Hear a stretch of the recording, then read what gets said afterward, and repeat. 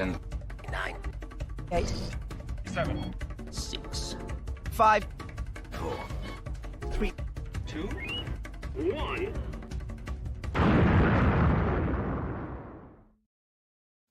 Hey, Skywalkers! Once again, we're live, and Richard is not here. He's doing something else. Yes, he is. All right, now, for some reason, our mouths are not synced up, and it's being very weird. That's how it was yesterday. It was? I didn't even notice. Yeah. Meredith is here. I think because it's going through the separate camera, it's probably a... That's better. There we That's what go. was messing it up. All right, now it changed the auto white balance. Is that going to be okay? It made it warmer. Oh, no. No, see, it keeps changing. All right, we need to turn off the auto white balance. Yeah. All right, where did it go? Anchor. That's weird. Okay. All right. Do you need to hit reset or? No. Okay. No, reset will No. make everything. We'll mess up what we just did.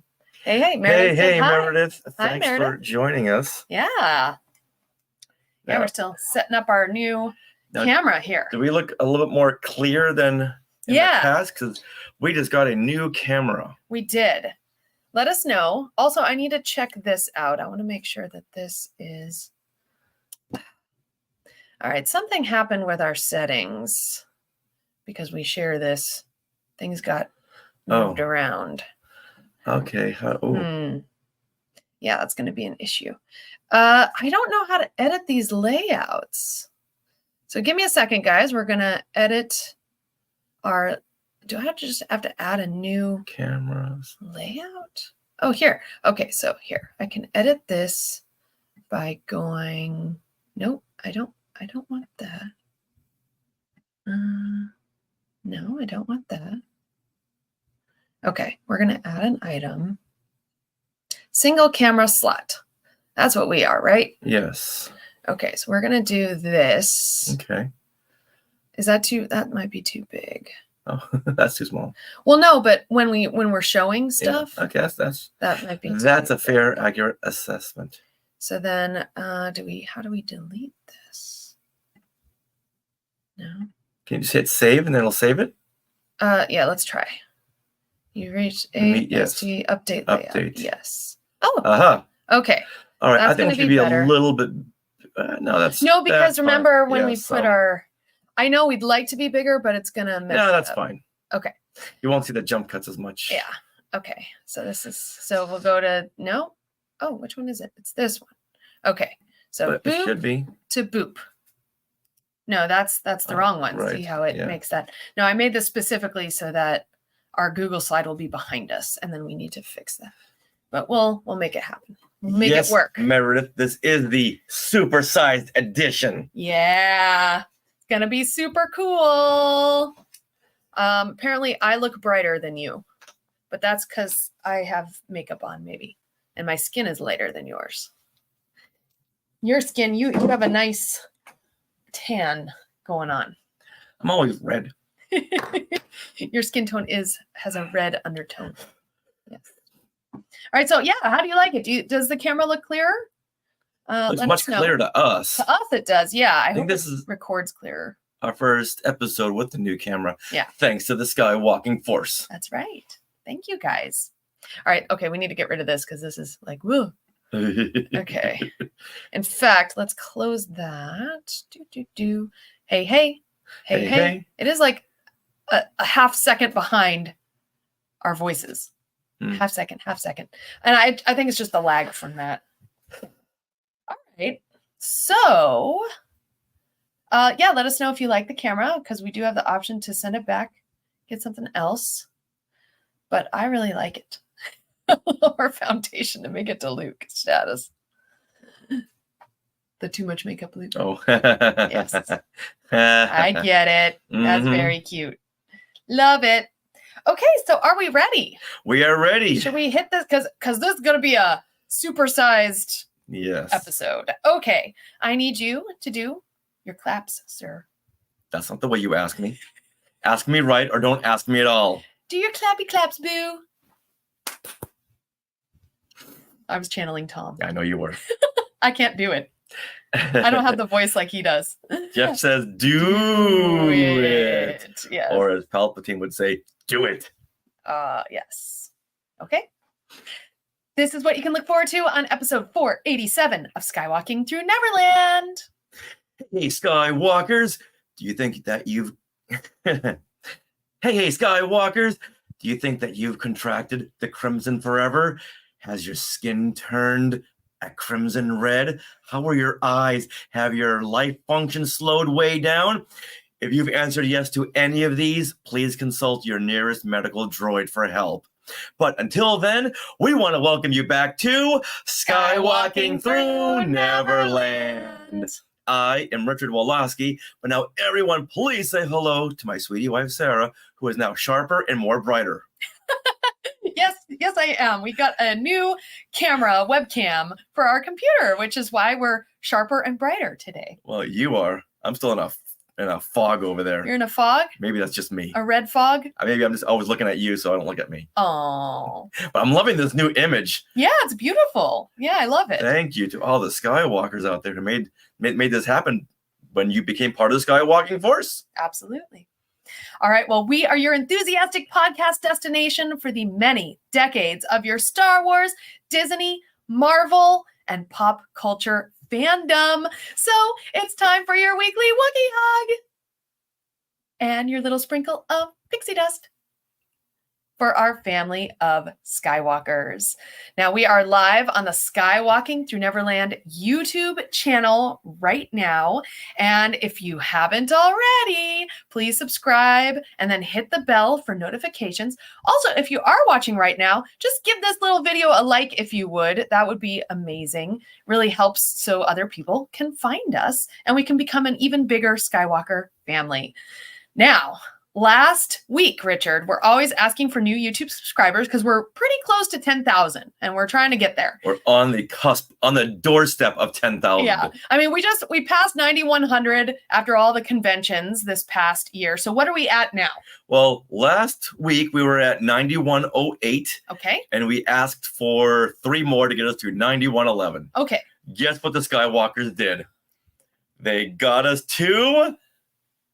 Whoa, 9128. 9120. 20 more subscribers. 20 more subscribers from last week. Oh, that's so great. And you know what? Last week we posted the Monkey Men episode, right? Yes. And that episode has over 1,000 views on YouTube alone. No, last week was the Witches episode. episode. The Witches episode. Okay, but yeah, the Monkey Men episode, which was 2 weeks ago, has over 1,000 views, which for one of our podcast episodes on YouTube, that is amazing. So yay for all the new Monkey Men subscribers, if that's who you are, if you're Monkeys fans. We got a lot of Witch subscribers. Yep. Mm-hmm. And I think a lot of people are just really now into this Halloween season. Like if you joined us yesterday on Things We Want to Share, we shared our time at the Universal Halloween Haunt Night. Mm-hmm. And we had a lot of people weighing in on that. We went to the Magic of the Jack-O-Lanterns. This week we're going to Not Scary Farm. Everyone is in high Halloween fever. Mode. Yes. They're in their crimson forever. Although Halloween fever. Although next week begins the Magic Key previews of Tiana's Bayou Adventure. Oh. So we're gonna check that out too. Yeah, that's not Halloween, but it's more stuff to do. Yeah, we'll make it share. Halloween. We'll dress in Halloween. Oh, dark. yeah.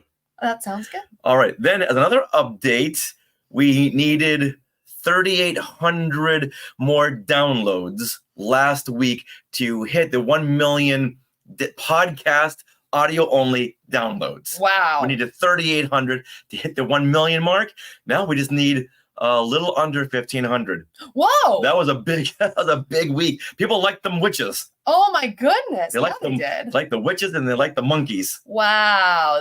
That's amazing. Yeah. Okay, cool. So hopefully, so maybe by next week we'll get to that 1 million mark. Either that or like by Halloween. Okay.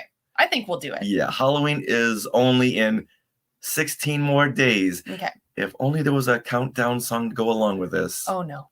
Here it is. Here it is. Say you love it. Say you love it and I'll stop it. Say you love it and I'll stop it. I don't love it. Okay, fine. No. Okay, keep on listening to it. No. No. Say it. Say it. Stop. Say it. No, I don't love it. I don't love it.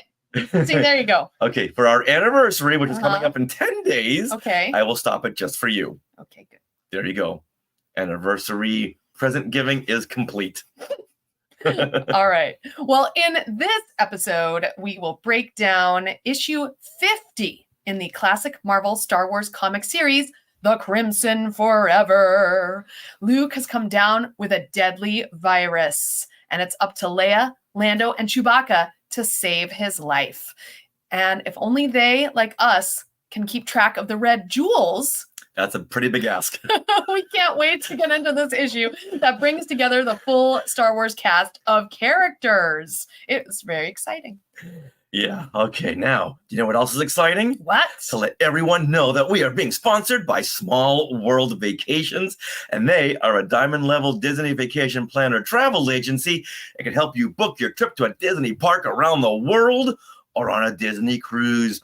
And best of all, this service is free of charge. So head over there to smallworldvacations.com for a no obligation price quote and tell them Skywalking Through Neverland sent you, or give them a witch's cackle like this. They'll know what you're talking about. No, they won't. They'll be very confused. All right. Well, we are recording this episode from Long Beach, California on October 14th, 2024, nearly halfway through this Halloween month. Oh, don't say that. No, Oh, pull back. I I don't want it to be over. That's why we're going to Not Scary That's Farm very true. this week. Yeah, we're soak gonna it up. wring all the Halloween funness out of this season. Yes. All right. So, Richard, what happened today in Star Wars history? Well, 23 years ago today, seems like only yesterday, The Phantom Menace is released on DVD. Ooh. That was released on VHS a year earlier, but this is the DVD. Okay. Now, this is the first Star Wars film to be released in this format. That's why it is so important. Oh. Yes. Wow. And this was the very first DVD that I ever bought. Really? I bought Really? a DVD player just for this.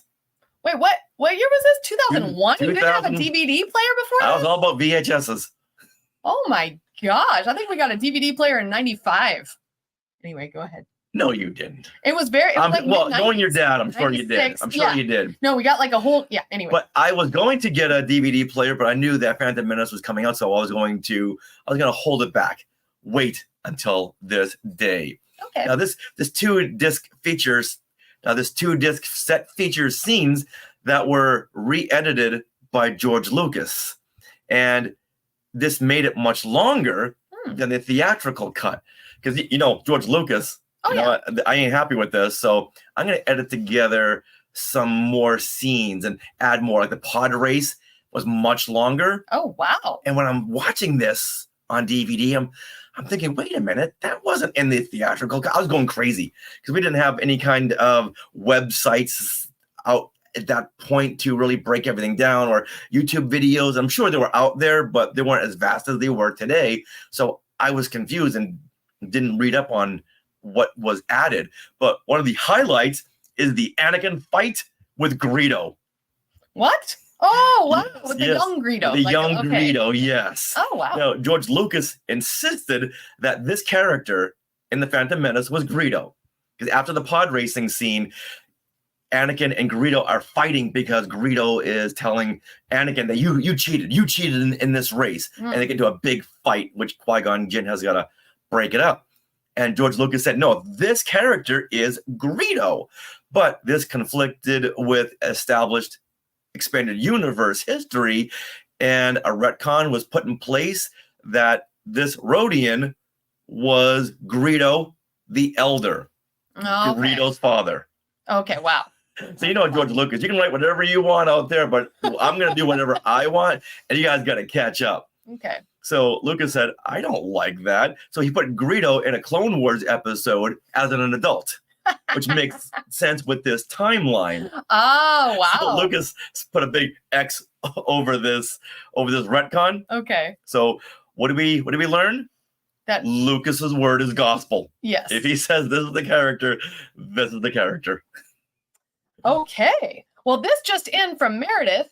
DVD players came to the U.S. Black Friday 97 is what she remembers. Wow. And we definitely had one in 97. And the first movie we watched was Back to the Future, followed by GoldenEye. I remember distinctly GoldenEye had like just come out on DVD. Yeah, and well, your father being at the forefront of all technology, where Yes. I like my VHS players because I had a big VHS collection, so why start all over again? Yeah. But when it comes to the Phantom Menace, I was going to restart my collection. But seeing how this had all this new footage on it, I'm sold. I am sold. And at this time, the Phantom Menace DVD was the biggest seller of all time. It doesn't surprise anyone. And I recall my friend living in an apartment building, and when I was walking up to see him, about 5 TVs had the Phantom Menace playing. People would just open up their windows, so you walk by and they're watching the Phantom Menace, they're watching the Phantom Menace, they're watching, and I felt so happy that everyone got this DVD. Aw, that is so cool. Yeah. So 23 years ago today, once again, seems like yesterday. All right, now, Sarah, put that N95 mask back on, quarantine yourself so you can watch or listen to the unfolding of The Crimson Forever. Oh, Jeff owned Spinal Tap. and He won it, so then he had to buy a DVD player to watch it. That's so funny. he won it from a Best Buy. It's like, hey, while you're here. Yeah. Yeah, we have VHS versions of the original trilogy as well, Meredith. Yeah. Of course, And- right? You have all of them that Yes. you've ever bought. And what was the last VHS? Oh, The last movie to be released on VHS? It's sitting right over there. Hold on. okay. This was the very last Star Wars film to be released on VHS. Oh, okay. Attack of the Clones. So they never released Revenge of the Sith on VHS? Nope. That was like 10 years after DVDs had come Yeah, into, I wish they had just style. okay. There's one more, Right. just one more, but it wasn't cost effective. and now there's 5, 6 more. So, Yeah. Okay. All right, are we ready? We are. Okay. Let's see. Should I do this? No, not yet. Okay. Okay, ready? Classic Marvel Star Wars comic issue number 50, The Crimson Forever, is a very unusual take on a standard issue in the storyline because it takes place over 3 chapters. Oh, Usually you have just one story, but this is a supersized issue. And if you notice, this issue is a whopping 75 cents. whoa. Yes. How much were they usually? Usually they're 50 cents. Oh, boy. So back in 81, a quarter, that was a king's ransom. Mm-hmm. Now, in celebration of Marvel Comics' 80th anniversary, a reprint of The Crimson Forever was published on May the 1st, 2019. Now, you're probably wondering, wait a minute, it's the 80th anniversary of Marvel Comics. Why not release the 80th issue? Right. Were you wondering that? Yes. I have an answer. Oh, Well, Marvel reprinted this one because a sequel to the story was published 33 years later in issue 108 on May 29th, 2019 as Forever Crimson. oh, so they made up a story to go along with this? Yes. Oh. Yeah, so 33 years later, they came out, I'm sorry, 32 years later, they came out with the Forever Crimson. Okay. So having reprinted this issue made sense. Right. Okay, so here. So first of all, this is the issue that we're going to talk about today. But here on YouTube, we're showing slides that you'll be able to see everything. This is Forever Crimson. Yes, this, Wow. is the comic that came out in 2019 as a sequel. And is that Valance? That's Valance the Hunter. Ah, This issue, they brought back everybody. yeah. Oh, Whoa. yes, yes, Oh, cool. yes. I can't wait to Nice. get into this one. Awesome. Now, really, they should have made this issue 108. Instead of 108, let's call it 50.5. Yeah, I could see that. Because 108, you would Doesn't think have it's a a ring to it. continuation of the finale issue that came out in 86. Mm. Or they could have made it like another annual. Star Wars had 3 annuals. This could have been like a 4th annual. Well, the annuals took place outside of the storyline, so Okay. that wouldn't have worked. Well, So make it issue 50.5. right. It should be issue 51 if it's Well, there is after- already a 51. Okay. They go up to Oh, so- 107. Oh, I see. Okay, so the original 80s run went to 107. 107, yes. And because this is it should be 50.5 because Yes. that's where you're supposed to read it in the timeline. Exactly. Okay, I got We'll get into that in a few more minutes, okay? Okay, all right. Now, as we read through these classic Marvel Star Wars comics, I'm going to share memories of reading these comics as a kid and get you caught up with these characters and situations that every Star Wars fan must know, because as we've noted in the past, there are several connections and parallels to the current comics, TV shows, novels, and in this issue, we start to see Luke's distrust of his Jedi Masters. And there's some fun connections to current Disney Plus Star Wars shows. Yeah. And if you know these classic Marvel Star Wars comics, you can start to pick these little parallels out, which makes it much more fun. It does.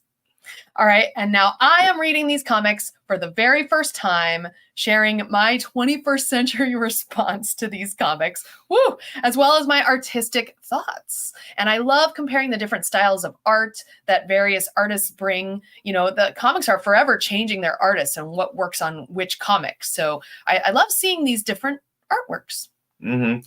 Yeah, there's many different artists, and you can tell. Oh yeah.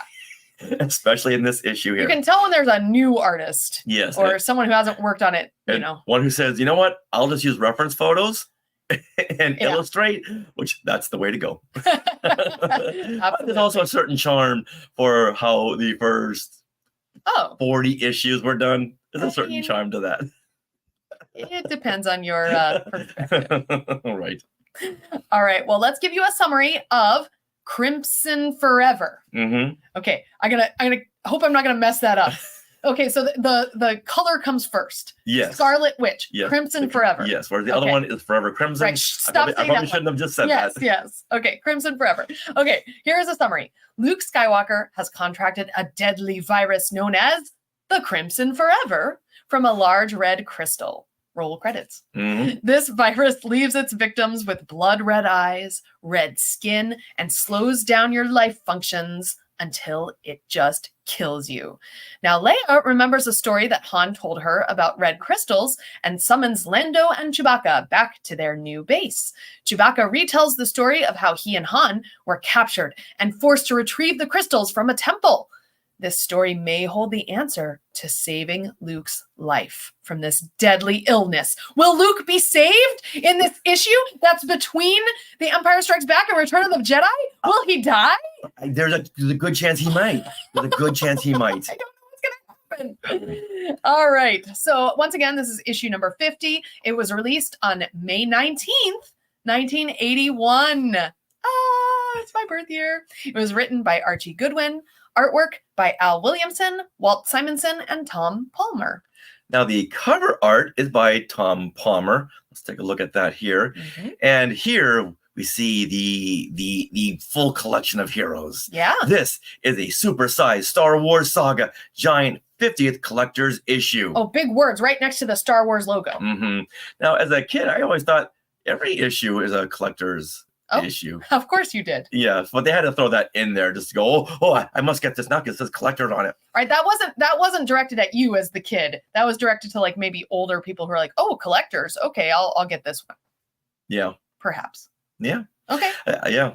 Okay. Now here we see all of our heroes: Luke Skywalker, Princess Leia, Lando Calrissian, R2-D2, C-3PO, Yoda, Ben Kenobi, and Han Solo and Chewbacca.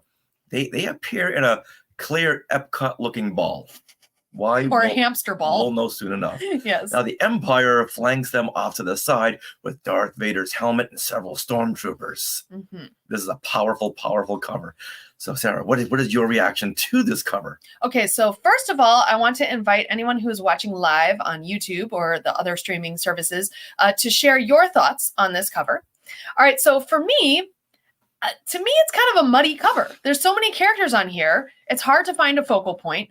I know that all the lines and stuff are kind of pointing to Han and Chewie in the center of the cover, right underneath the Star Wars logo. However, they're smaller than everyone else. So I don't know. If this was sitting on a comic rack, my eyes would just gloss over it because there's no big character to glom onto. But if I do take the moment to study it, I do like that all the lines add depth and movement, like the shadows underneath Leia, Luke, Lando, C-3PO, and R2. They're in the form of like lines that are drawing your eye to the center of the comic. Likewise, on the sides, you have the Empire. Darth Vader's helmet is like made up of almost like these lines, and they are also pointing to that center. So, I mean, it's good movement, but it's just muddy to me.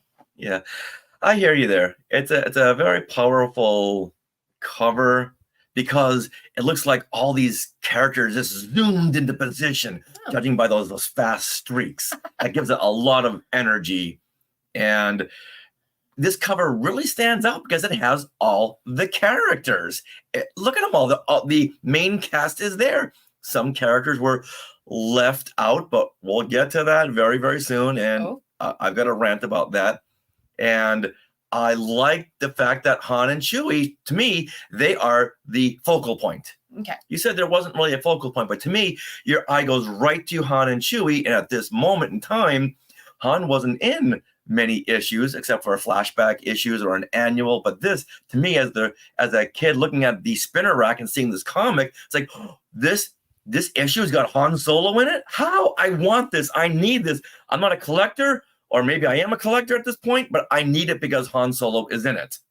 That makes sense, because at this point, again, it's right after The Empire Strikes Back. Yes. Han is in Carbonite. Yes. So Marvel's like, hey, you just took away our fan favorite character. Right. So we need to bring him back any way possible. If we can put him right in the center, so much the better.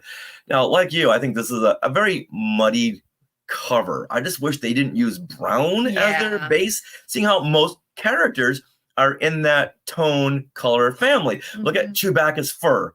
It's a brown. Ben and Yoda's robes, brown. Lando's cape, for some reason, is brown. There's a lot of brown all over. C-3PO is very, very muddy gold.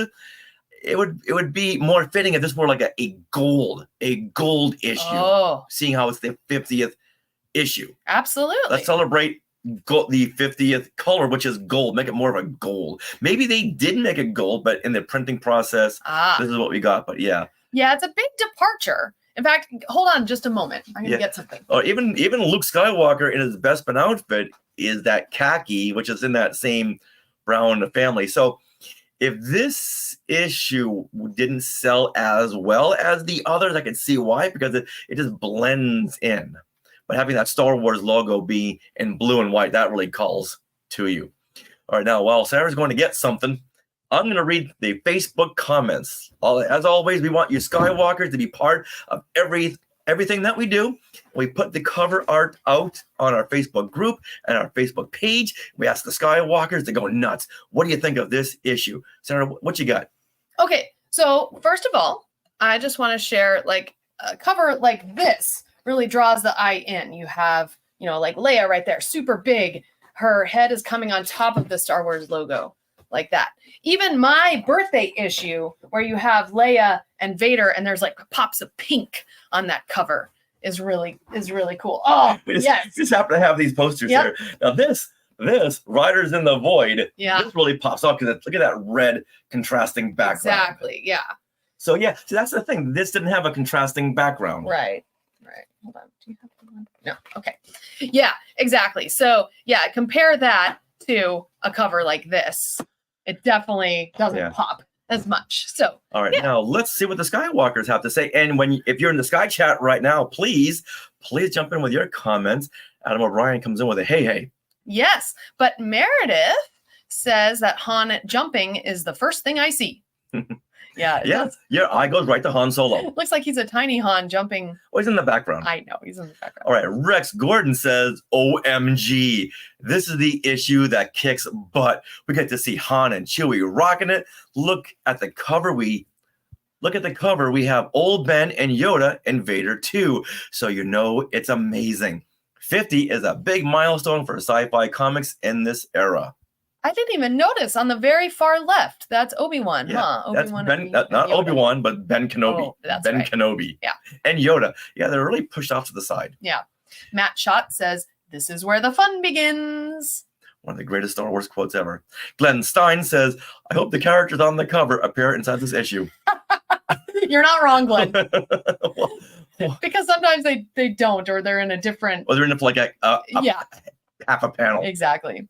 All right, Scott Hume says, "What a great cover! I love it when these covers feature so many of the main characters. Even Yoda made it, and I love that the story itself is a flashback, so they could still have a comic with Han in between The Empire Strikes Back and Return of the Jedi." Now, if I'm not mistaken, this might be the first cover to grace the image of Yoda. Oh, we'll have to check Hmm. it out. Yeah, I think this is the first one. All right, Alazara and Derek, who I think are in the Sky Watching. chat right now, Yeah. they say, I can't wait. Yay. All right, I can't wait either, Sarah. I can't wait. Let's jump right in. Okay, here We we will- go. We will start with Chapter 1, The Crimson Forever. Now, once again, if you're watching this episode on YouTube, we definitely recommend that's the way to go, because we're going to share each page of this comic as we go and talk about the story. And you gotta really look at this art. This artwork is just amazing. It really is. All right, so the story opens as the Millennium Falcon races away from a fleet of TIE fighters. And we have this beautiful splash page, which has a huge title card that says, "The Crimson Forever" in, you guessed it, crimson, with a yellow background. So it really pops. And you see space. Several planets hang in the background and the foreground, and streaking out of the middle of the page, coming right at you, is the Millennium Falcon. And there are 2 explosions behind it, and the artwork is just really amazing. There's great depth to this panel, and there's even a red planet in the foreground, like it's just giving great depth. And so the dark black space really contrasts well with the Falcon and explosions, because their most prominent color is white. So black and white really stands out. And the planets surrounding them are these soft blues, yellows, and pinks. So you really notice that Falcon. All right, and here the narration explains that getting around the galaxy used to be simple. But now, since the Emperor has declared martial law, it is necessary to go the long way around just to get from system to system, to avoid Imperial entanglements. Right now, inside the Millennium Falcon, Lando is doing his best to blast those blasted TIE fighters. He says to Chewbacca that it seems like the whole galaxy doesn't want them to reach Tatooine and rescue Han Solo from Jabba the Hutt. I'm not sure who this Jabba the Hutt is, Oh, because they spelled it H-U-T. oh no! Okay, we're 4 years into this Marvel. Why can't you spell Jabba the Hutt the correct way? Oh my goodness. Lando continues. Hold please, now you may continue. Lando continues to remind the reader that it was his fault that he turned over Han and that they're in this mess. Now, he says that he is responsible for betraying Han into the hands of Jabba's bounty hunter, Boba Fett. What's wrong with that sentence? He's responsible for betraying Han. Into the hands of Jabba's bounty hunter. Jabba didn't hire him. Oh no, Darth Darth Vader Vader did. hired Boba Fett. Yeah. Huh. Okay. Yeah, you're right. And now they took one page to kind of reference what had happened in Empire Strikes Back, which I appreciate, just to catch the reader up. But I just feel like this entire page has a beautiful layout. Like, as a comics artist, you have to really be adept at creating characters, but also the layout of a page is very important, because if you're like me and you're a book reader, it's really hard to like, okay, what do I read first? What do I read next in a comic book? And the way this page is laid out, it's easy to see the word bubbles progression and where to read it. So I really appreciate that. And it also has a good mix of long shots of the ships fighting, the TIE fighters with the Falcon, and close-ups of Lando and Chewie in the cockpit. Yeah, it's a very, very nicely laid out page. Yeah, I like it. All right, just when things are looking bad, a blockade runner suddenly appears and blasts away the remaining TIE fighters. That's a really cool panel at the bottom of that page. Yeah. When the blockade runner streaking in with its like 8 engines. Mhm. Is that what that is? Yeah, this one's got 6 engines. Is it 6? Oh no, 8. You're right. Yeah. 8. 8. There's 4 on top, 4 Yep. on the bottom. Okay, that's the ones in the bottom. Yeah, that's a really, really cool panel. Wow. All right, now, All right. aboard the blockade runner, Princess Leia calls out to Lando and says that something terrible has happened. Terrible enough to have him and Chewie abandon their search for Han. Oh no. This is going to be pretty bad. Leia brings them to the new rebel base on the volcano planet. Leia brings them to the new rebel base on the volcano planet Galrath. I would have freaked if this had been Mustafar. Oh yeah. Now this is the polar opposite from the ice planet of Hoth Okay. in the last rebel base. Now, if it was Mustafar, I think Vader would have sussed out that Yeah. maybe the rebellion is hanging out on Yeah, the planet. Who chose Mustafar? Did you not see Vader's castle a block away? Yeah. What is the matter with you people? Let's go to Galrath. Yeah. All right. So I would just want to say here that Leia, who can sometimes be rendered very scary in this comic. She's very busty or curvy.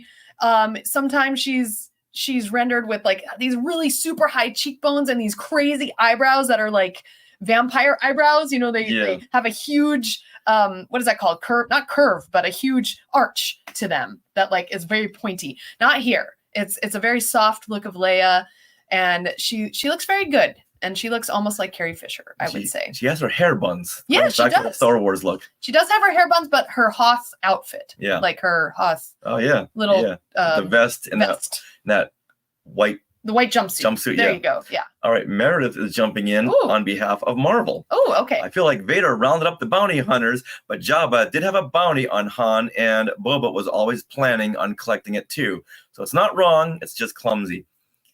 Yeah, so Jabba did put the debt on Han. the price on his head, Right.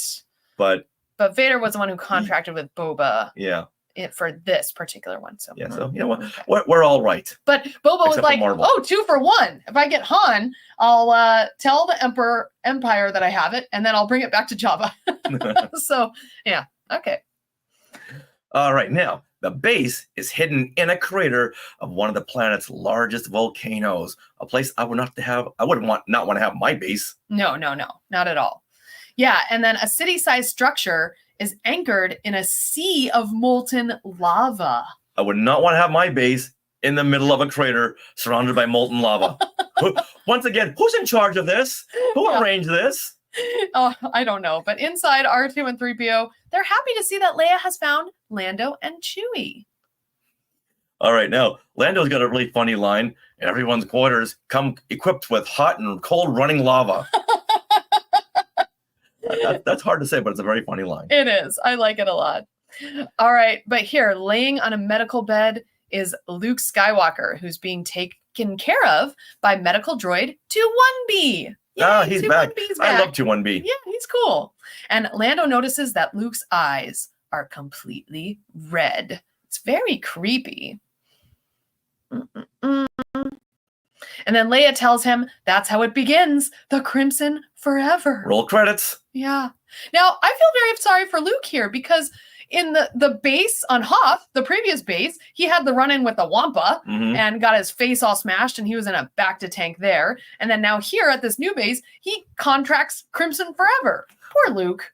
Well, we find out in a few more pages he didn't contract the virus here. Okay. It was out on a mission. And seeing how Ah. Luke is always on a mission, he is the one more susceptible to catching something or getting in the way of danger or a Wampa's paw. All right, you're right. Now, I do want to bring up some bits of narration here that this is a magma smelting planet.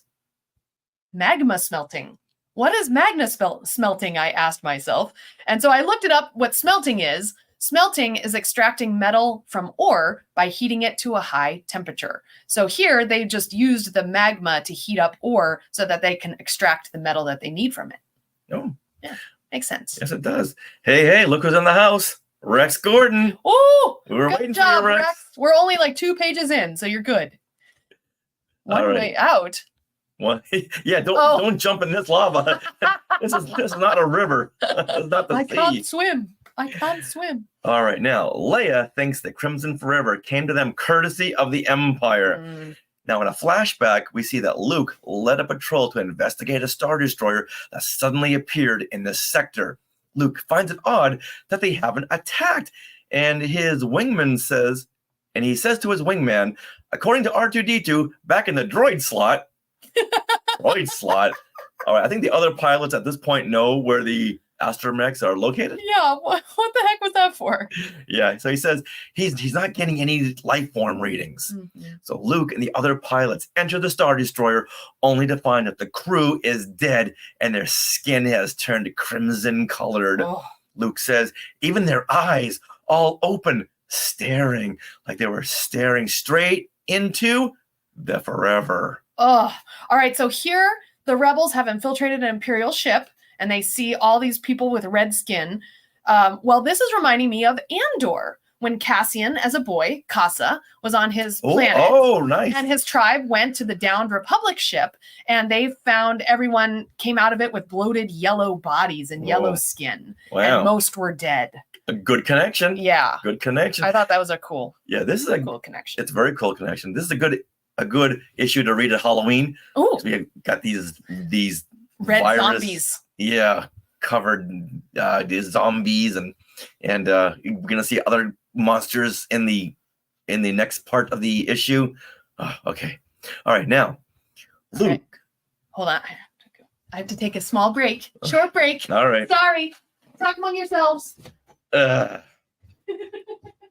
All right. Hey, so Rex, glad you're here. We are I think 3 pages into this. Oh, look at that X-Wing right in the middle of the frame. Another reference photo. All right. So what you doing? Everyone is asking in the Sky Chat what you're doing. Why you had to leave. And why you didn't think about this sooner. The Sky Chat wants to know. All right. Did you wash your hands? Powdering my face. Oh, shit, a powder. I'm powdering my face. Okay. Why are you asking? It wasn't me, it was them. What? They're not asking anything. They're patiently waiting. You ready? Yes. What's going on? All right, now Luke tells the others not to touch the bodies, and he has a bad feeling about this. Just then, one of the pilots says that they have found a jewel in the ship's lab. Wait, is it red? Let's find out. Okay. It turns out the Crimson Jewel has transmitted an infectious virus, which a pilot has already contracted. Oh no. Well, this would have been appropriate in 2020. Mm. Now, the crew blasts away from the Star Destroyer, and Luke tells Leia that they will all need isolation chambers when they return. Ugh, bad. All right. Now, back to present time, Leia tells Lando that Luke is the only survivor and that it was probably his way with the Force that has enabled him to fight this virus. She says that she sent a robot inspection and the jewel is so totally alien that it's beyond their ability to scan. Ooh. And they don't want to blow up the Star Destroyer since they don't know what will... And they don't want to blow up the Star Destroyer since they don't know if that will cause the virus to mutate Right. or become something even worse. Yeah. I mean, that makes sense. It makes a lot of sense. You don't know yeah. what's happening. This alien thing is like controlling. Who knows? Yeah, just send the Star Destroyer to Peridia. Yeah. Now, again, this is set between Empire Strikes Back, Return of the Jedi, and we know that Luke is coming back for Return of the Jedi. Oh, spoiler! So, as a storytelling note, I feel like if Luke is the only survivor, and our question here in this comic is, will Luke survive? Well, obviously he will survive. So I feel like they should have had his other rebel pilots or whoever be on the brink of survival. Wedge Antilles. Yes! Oh, that would have been great. Next, we don't know if he'll be returning in Return of the Jedi. Yeah.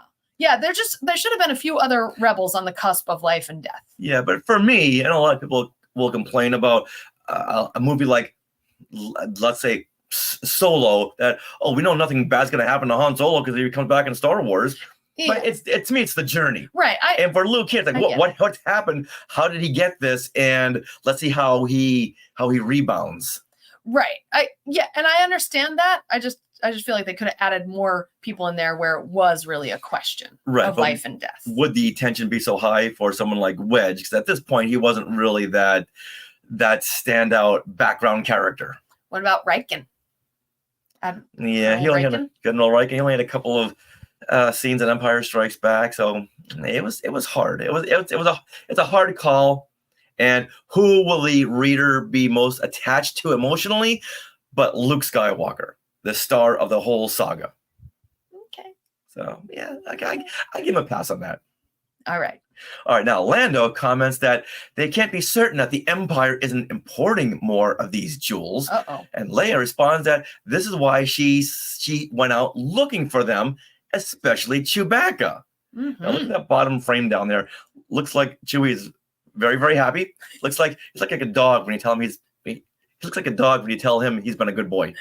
He's got a blue nose. Yeah, a big Why blue is his nose. nose blue? I don't know. But he does. It's very cute. He's like, Mhm. oh, yay. All right. Leia says that Han once told her about a misadventure which took them beyond the known galaxy, and it involved a treasure of 2 huge red jewels. Beyond the known galaxy? Okay, now wait a minute. Now this, what series does this make you think of? Ahsoka? Ahsoka. And so Beyond the Known Galaxy was a thing before the Ahsoka TV series? And did they get this red gem from Peridia? I want to know. Yeah. Oh my goodness. Now, not being a big reader of the novels or a lot of the comics, I don't know how many stories took place out of this galaxy, out of the Star Wars galaxy. Well, I know that like the Yuzong Vong in the Jedi something series, they came from the different galaxy Okay. and started to invade. So I guess it has been a part of it, but when our heroes go to the unknown galaxy, that's a difference. Gotcha. Yeah. Okay. All right. Now, this story that Leia is referring to, well, this sets off Chewbacca. He is in a rage. Yep. Now, C-3PO explains that apparently Captain Solo had promised never to mention that particular episode. Uh-oh. Leia pleads with Chewie to tell them what happened so she can see if there's any connection to the Crimson Forever. And Chewie agrees, and 3PO comments that I knew he was basically a good sport, even if he does insist on always winning at holographic chess. Mm. You always got to connect to these films at some point. Yes. All right, now, okay, let's comment on some of this art. Okay. Yeah, so far it's really good. It's on point because, like I was saying earlier, I think they're more illustrating than drawing, which means that they're just tracing a publicity picture. Mm. Or they're copying a publicity picture. Like, go to the next slide here. Okay. See, here we have Chewbacca in a rage, and we look at this still of Chewbacca in a rage in the Cloud City cell. When that Yes. alarm's going off and it's bothering his ears. Right. That's taken right from that. Yeah, it looks good. Now, I don't think they trace. I think they just, look at the picture and draw it, which is what I would like. Right, yeah. Artists can do that. Okay, or they have like a light board, Mhm. and Yeah, they, possibly. I don't know, but I would like to think that they would do this freehand while looking at this reference picture. Yeah. I mean, it is hard to animate fur. So it makes sense that they would use this reference picture to see, that's how his fur kind of flops Yeah. when he's raising his arms up. hmm Yeah. Look at this next one too. Okay. Ooh. So It's reversed, yes. but Chewie is looking at 3PO he's in the confinement of Cloud City and he's trying to put 3PO back together. is in that cell, and you juxtapose that with the panel where Chewie is looking at Leia, but it's that same pose. It is. It's cute. Now, there's a ton of these illustrations in this comic that take from stills or parts of the movie, but these two here really just stuck out to me. And I'm glad they're doing this because you know how long it's taken for them to get Chewbacca, right? Or even R2 and 3PO. They're finally looking like R2 and 3PO. Yeah, same right proportions. Yeah, all that stuff. Exactly. Mm-hmm. And I really like that at this point in the story is revolving around Chewie because he's usually relegated to a sidekick role. But now the path forward really depends upon him because Han isn't here. Mm-hmm. So it's all Chewie. Mm-hmm. Go Chewie. As the group moves to a quiet spot where 3PO can translate Chewie's story, there is a strange activity in the medical ward. Activity that takes place within the virus-tortured mind of Luke Skywalker. Who is naked from the waist up. Yeah, looking very Kylo. Yeah, there's a swirling image of a bare-chested Luke, and he stands ready to fight Darth Vader in a red mist. And their lightsaber blades, what do they look like, Richard? They're very sharp and jagged. Ooh. Yeah, so they're not true to life because this is all in Luke's mind. So he's going to that dark place. Also, side note, on the bottom left, you see this pixelated picture of Luke's face. And I feel like that looks like when he is just out of the Bacta tank and he's like waiting, like talking to Leia. Talking to 3PO before Leia comes in. Yeah, yeah, you're right. Wow, a good pick. And I like how they drew that. I'll stop saying illustrated. They drew that, showing that this dream is coming out of his head. Yeah, it's a nice depiction there. Yeah. Now, Vader once again tries to seduce Luke to the dark side or be destroyed. Suddenly, an image of Yoda and Ben Kenobi appear, and Ben advised Luke to go back. You're choosing the wrong path. Luke throws it back to them by saying, how can I believe either one of you? You never warned me, never even hinted about Darth Vader's true identity. And Ben tells him, we taught you to trust your feelings. Let them lead you to what is true and what is not. I love this. I love this part because it really begins Luke's journey of why he can't fully believe what his masters have been telling him, because there could be a flip side, like this is a lesson or it's from a different point of view. Yeah. Now, honestly, I like the lesson angle here more than a different point of view. Okay. Because a lesson is a teachable moment. Right. Try to trust your feelings. Yeah. Yeah, and it's interesting how these words and this scene kind of mirrors what will eventually be a scene in Return of the Jedi, where Luke is questioning Ben on Yoda's Dagobah planet. Almost the same story there. And I feel like the writers were very smart because everyone wants a confrontation with Luke and Vader. It's very exciting. It's very picturesque. But I'm sure Lucasfilm wouldn't let that truly happen in the comics. So to have it be a part of a dream or a vision, it's awesome. It's like Darth Vader is representing the virus that Luke is fighting in his head. Now, Luke has approached Vader in past comics, but to have a big lightsaber battle, the only way you could do this is in a dream. Yeah, I love it. All right. Then, like in Return of the Jedi, Luke throws down his lightsaber and refuses to kill Darth Vader. Just then, Vader slashes his saber. And I can't tell what's going on here. The striking motion appears to have gone around Luke, but how could that physically happen? It is really funny. It looks like a boomerang. Yeah. Like he threw the lightsaber around Luke, boomerang, boop, and it came back to Vader on the other side. But I want to say that Luke here, the moment that he throws down his lightsaber. Okay, so first of all, the previous slide, it's all washes of pinks and more pink with Vader in the red gem coming out of the red gem. There's the pink again. Yeah. But when he throws down his saber, he is in cool tones. Like the background is yellow, but he is in these blues, which is like the opposite color tone. So by throwing down his saber, he's no longer fighting. He's cool. He's cooled off. And it's a nice contrast just using the color and imagery. Boy, Marvel is really ahead of the game here. They're really predicting a lot of stuff from Return of the Jedi. Yeah. Luke throwing down his lightsaber. Yeah. Wow. Yeah, this conversation with Ben. Yeah. Yeah. The story just leads you in those directions. All right, so we'll skip over the implausibility of that lightsaber boomerang. Yeah. Okay. All right. Just then, Luke's crimson dream ends as does Chewbacca's retelling of the story of the Red Jewels. Read that once more, because Just then, Luke's crimson dream ends, as does Chewbacca's retelling of the story of the Red Jewels. Because this begins Chapter 2, Chewbacca's story. Read it, Richard. Rage in the Red Nebula.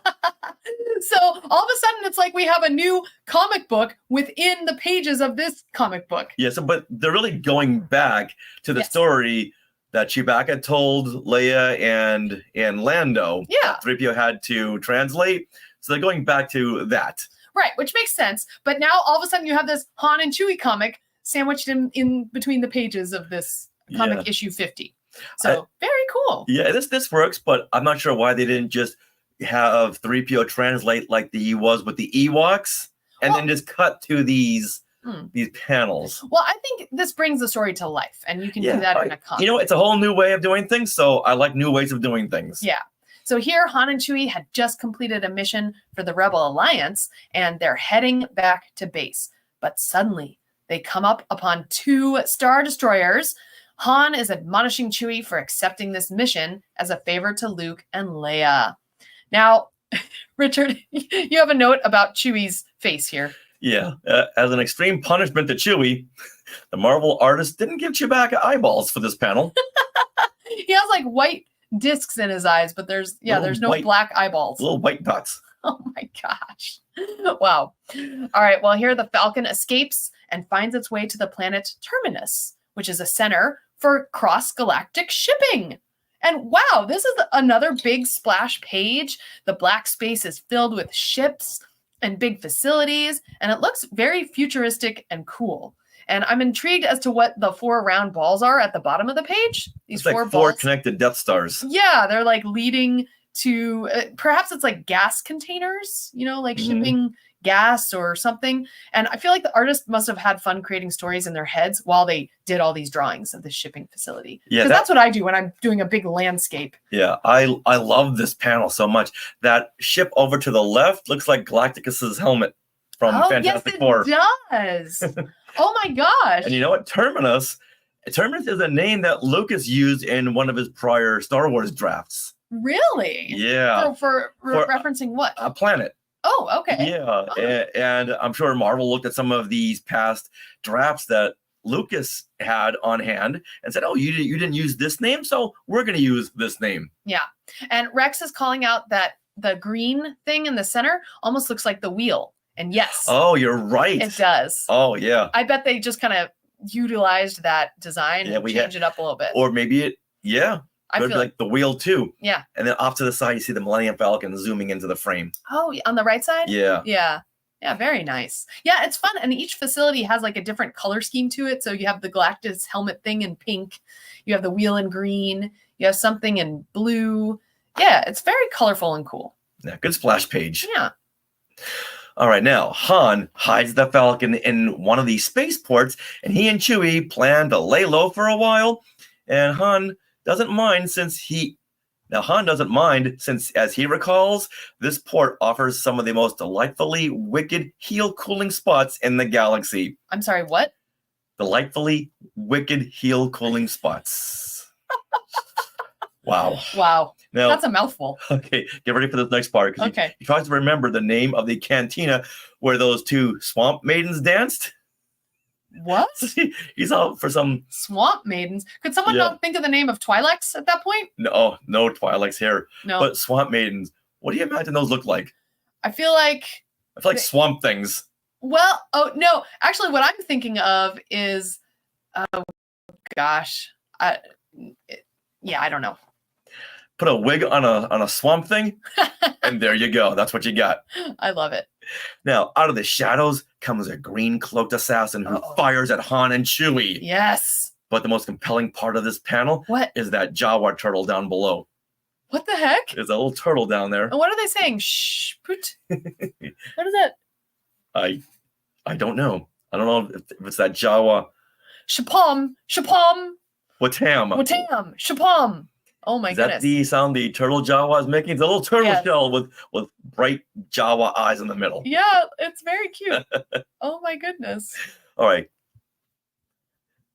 Cut to Han and Chewie chained up with energy shackles as a droid wakes them up by splashing water in their faces. Rude. Yeah. Oddly enough, this is a very sensitive droid. He doesn't like being yelled at. And he tells them that this is the intergalactic bulk freighter Nova Prince. Yes. Sounds very Guardians of the Galaxy. Yeah.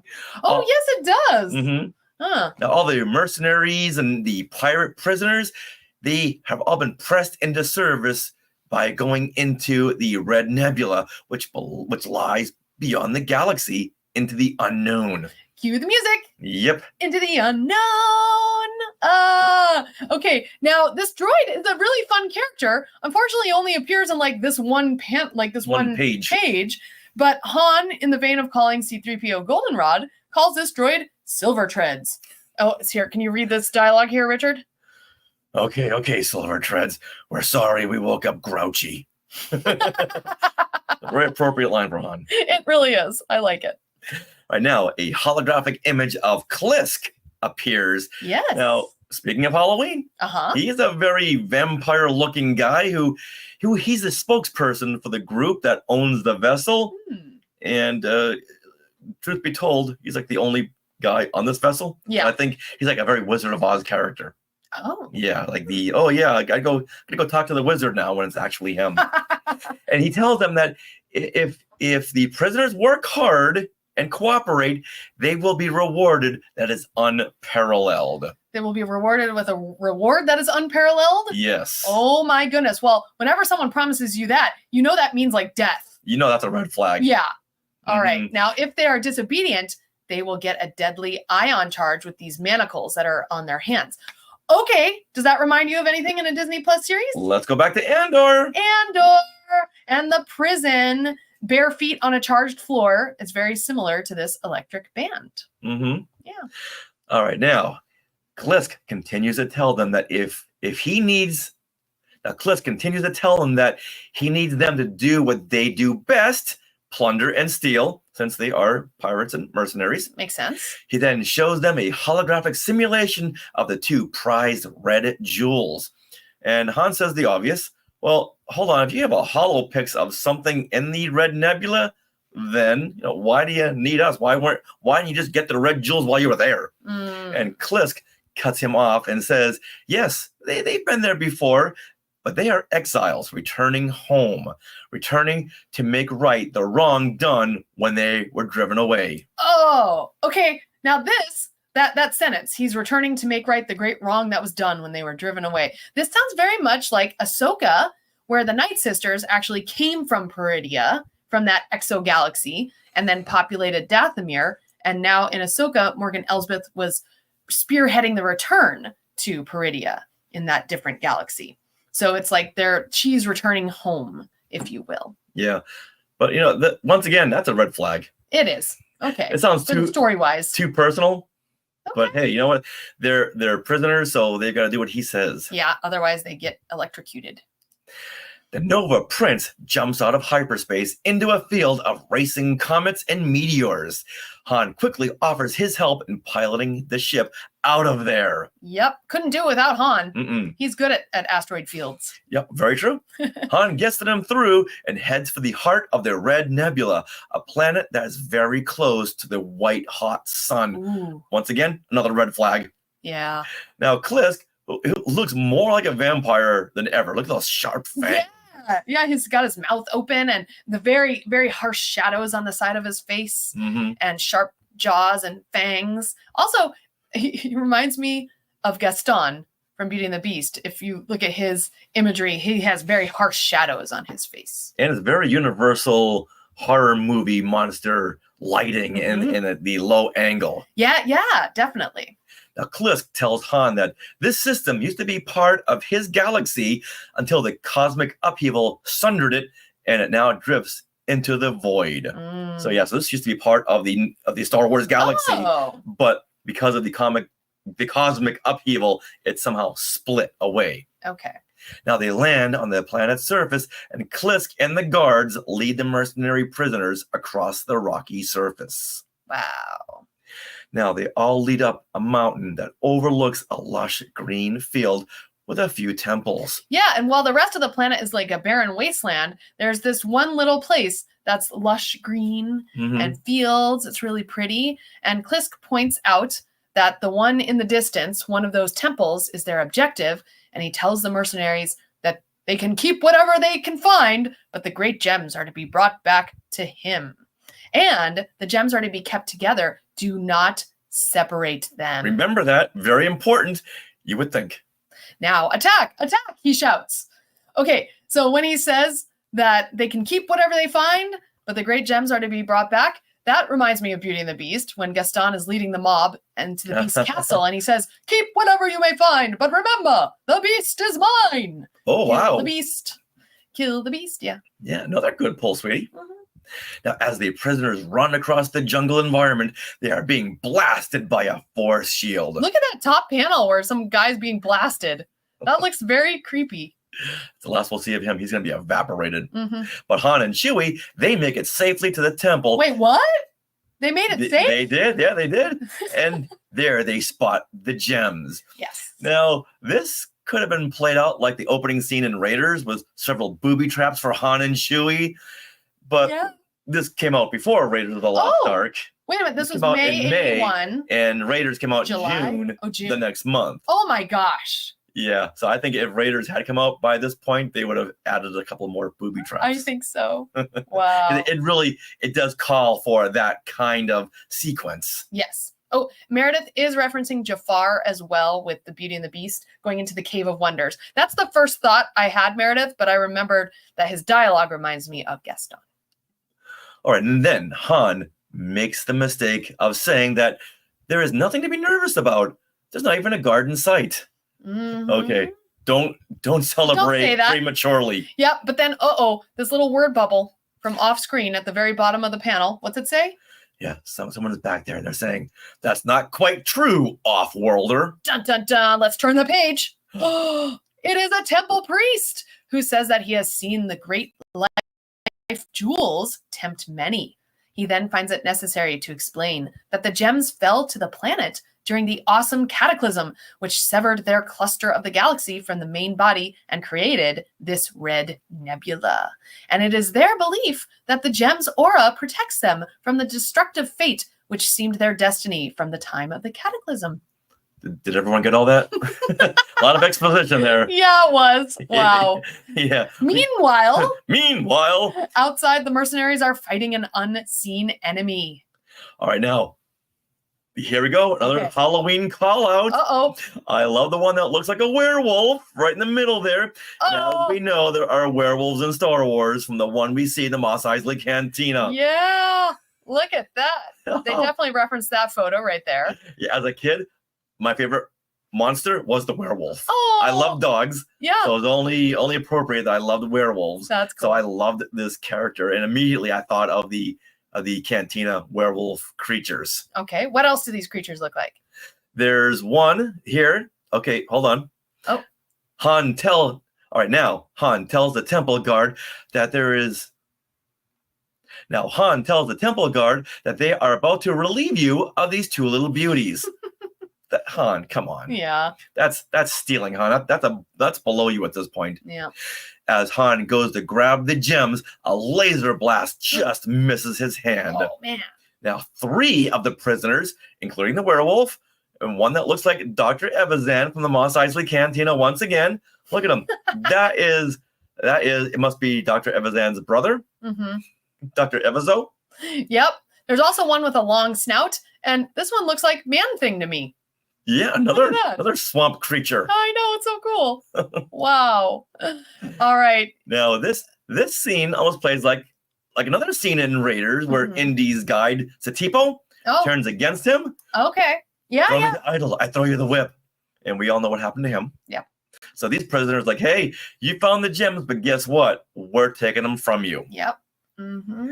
Now, the temple guard warns the off-worlders and says there's a reason they don't have to be armed. Oh, what's going to happen? Let's turn the page. Let's What? go back. All right, now the temple guard warns these off-worlders and says there's a reason why they don't have to be armed. These these temple priests, they don't have to be armed because they got something else up their sleeve. Say it again. They don't have to be armed because they have something else up their sleeves. What's it going to be? The prisoners crane their heads up to see a blue, shaggy monster who is frighteningly huge, who acts as the gem's guardian. Haha! We don't need no stinking blasters. We have this thing. But before the prisoners can fire off a shot, the monster has them pinned and grasps them in her large hands. Ooh. After she makes short work of these prisoners, it turns its sights on Han and Chewie. I love this panel in the middle of the page where the blue monster is just throwing the little guys around like rag dolls. Mhm. She's like throwing that swamp thing throwing Dr. Evazan. Yeah. It's really funny. And once again, we get another creature for this. Yeah. This should really be called the Halloween. Creature episode. Yeah, the Yeah. Halloween issue, yeah. Or maybe we're just looking right into it. More into it than we should. All right, now, as Han grabs the gems, the monster grabs Chewbacca. The temple priest tells Han that the monster is a female and sees Chewbacca as a cub. Oh I'm glad they stopped there. my gosh. And I'm glad she didn't see Chewie as something else. No, I laughed out loud when I saw the panel of the monster holding Chewbacca like a little doll. Like she wants to play with him. Like, look at that. It's so cute. She's like sitting down and she's got Chewbacca like in her hands like a little kid would It's have a almost doll. like King Kong as he was, Ah. as he took his big finger and he was rubbing Fay Ray Yeah. or Jessica Lange. Just Just kind of like, who are you? who is You know, this? And what this looks you different. have fur like me. Yeah, But this is a beautiful blue they chose for this creature. it is. And unfortunately, they never gave this creature a name. Mm. Hmm. Yeah, that's true.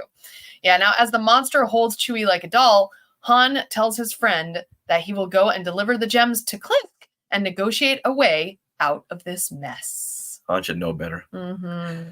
The priest warns Han of Klisk, and they are guided by what he believes is their truest, ultimate destiny. This sounds very cultish. Klisk and his people. So the priest warns Han of Clisk because Clisk is guided by what he believes is their ultimate destiny, right? Yes. Okay. At this point, we don't know what the destiny is, Right. but no. he's got a personal mission in all this. Mhm. Now, Han returns to the Nova Prince ship and tells Klisk that before he turns over the gems, he's got a few demands. Uh-oh.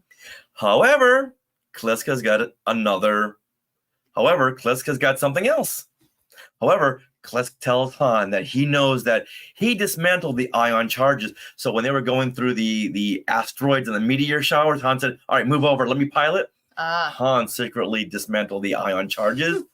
And now he has the other mercenaries aim all the blasters at Han to retain the unparalleled reward.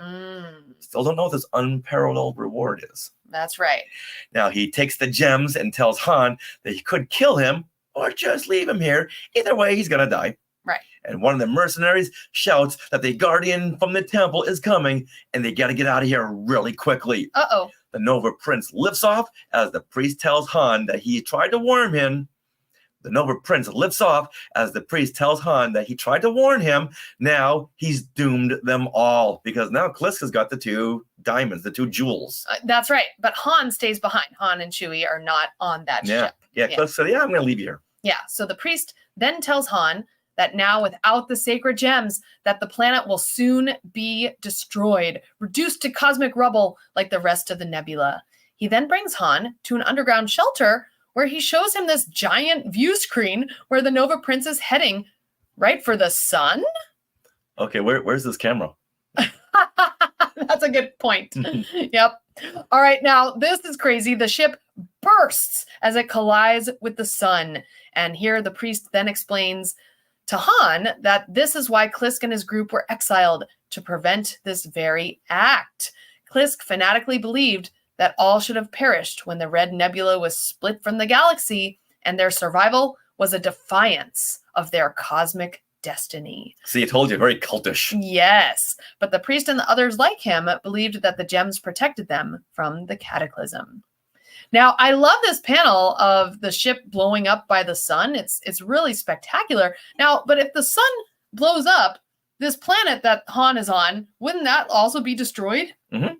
Okay. Sure would. Okay, like right then, I guess. Okay. All right, but you know what? Everyone's got something up their sleeve in this issue, and Han says that he's got a confession to make. What is it? He leads the priest into a grove near the valley's edge and shows him that he actually hid the gems that he substituted with rocks that he gave to Klisk. And Klisk didn't realize. No, Klisk didn't bother to open up the bag and go, wait a minute, these are rocks. What am I, Charlie Brown? This is like what Moana does in the to Tamatoa in the realm of monsters. Instead of giving him the heart of Te Fiti, she gives him a rock that's like covered with phosphorescent stuff. Looks like the heart. Now, one of Klisk's mercenaries peeks out from behind the shadows. Now, one of Klisk's mercenaries peeks out from the shadows. He had stayed behind and saw where Han had hid the gems, but unfortunately he had separated the gems, which killed this mercenary. Right suddenly. then? Oh my Yes. gosh. Yeah. Okay, this is where things start to get really messy with these gems. Yeah. Because why bring this guy even into the story? You're Yeah. gonna kill him off. He's got no storytelling. He doesn't advance the story in any bit. Mm-mm. Mhm. So the priest brings the gems back together in the temple as the big blue monster is cradling and kissing Chewbacca as she says her goodbyes. I'm surprised she let him go. Yeah, me too. All right, so let's start to keep track of these jewels now, okay? Okay. This All is where right. things go off the rails. So right now, these jewels are back in the temple. Got it? Okay, right. But this is a previously on story. Yeah. So this is, yeah. Yes. Okay. So now here the priest gives Han and Chewie a ship, which happened to be there, who knows, and thanks him for unintentionally restoring their planet. Even though the sun's gone, I guess the planet's safe? Oh, only the planet didn't, the sun didn't blow up, just the ship blew up. And the sun was just too big. Oh, okay. Yeah. So yeah, this Oh, the sun didn't blow up because they didn't have the red gems with them. exactly, yes. Got it. Okay. All right. So the priest says it's a great relief that such a boisterous unbeliever is not residing in their midst.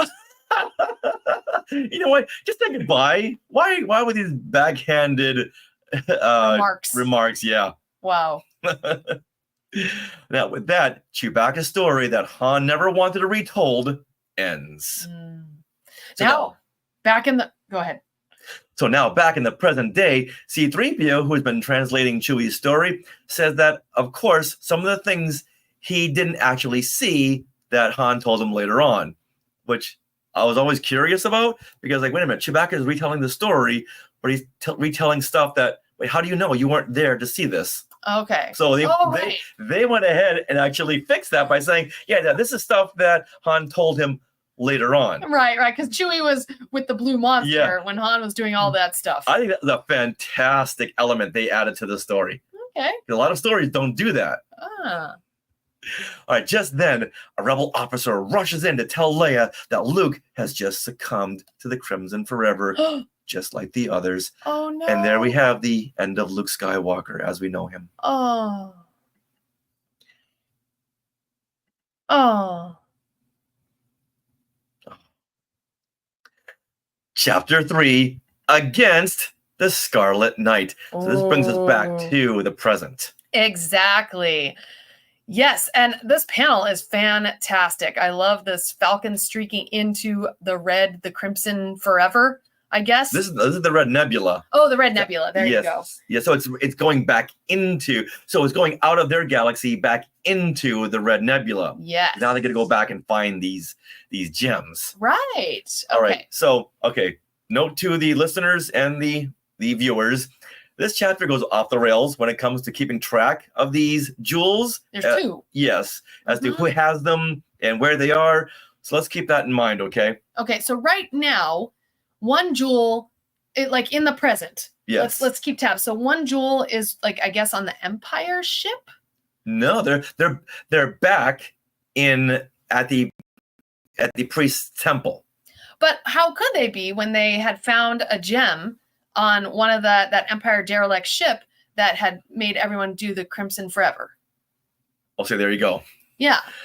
Okay, so yes. So you're right. Okay. So the Empire has got one. Right. And I guess they're going back to this Red Nebula to find the other one? yes.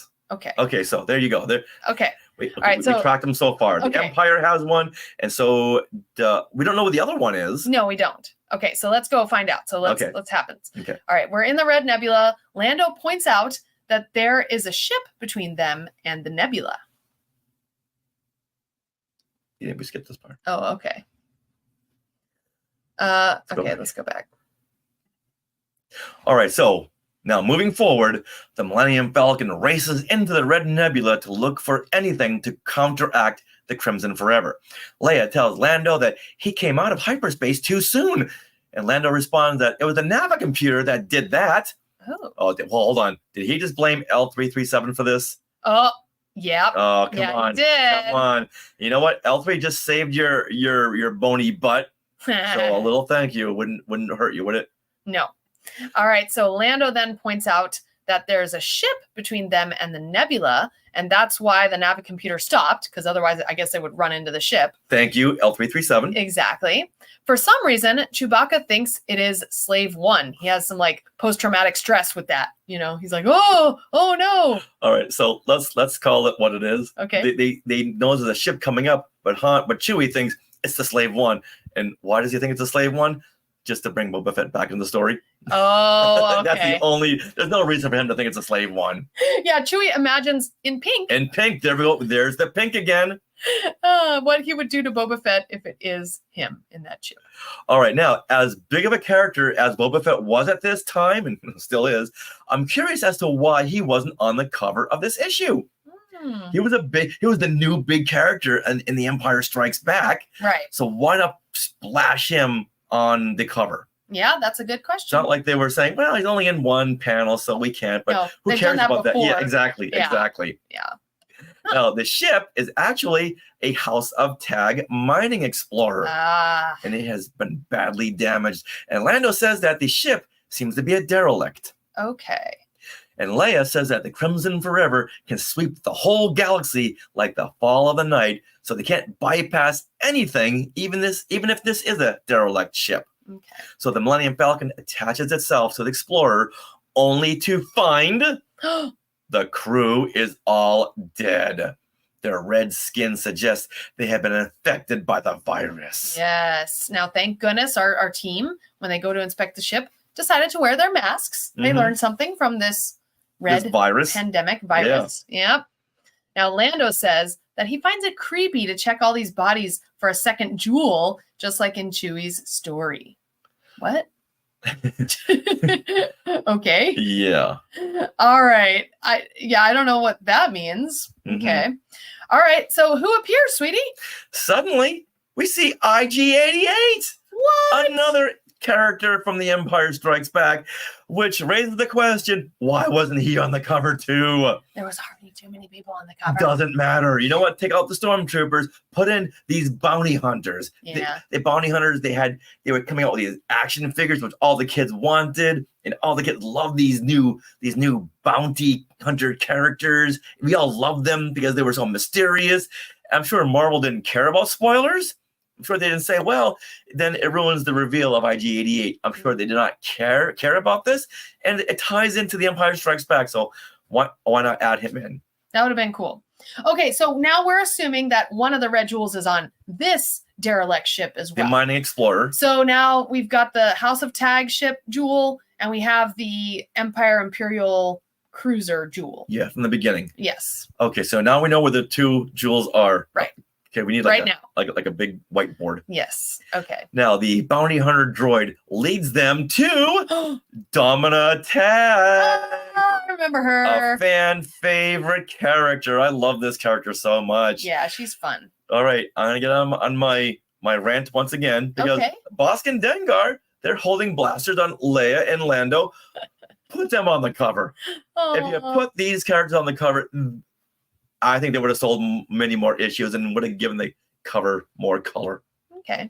I'm just saying, okay? I get it. I get it. Okay. All right, now Domina reveals that she is pleased to hear that Luke Skywalker has fallen prey to what she's unleashed. She's the one that unleashed this Crimson Forever. Okay.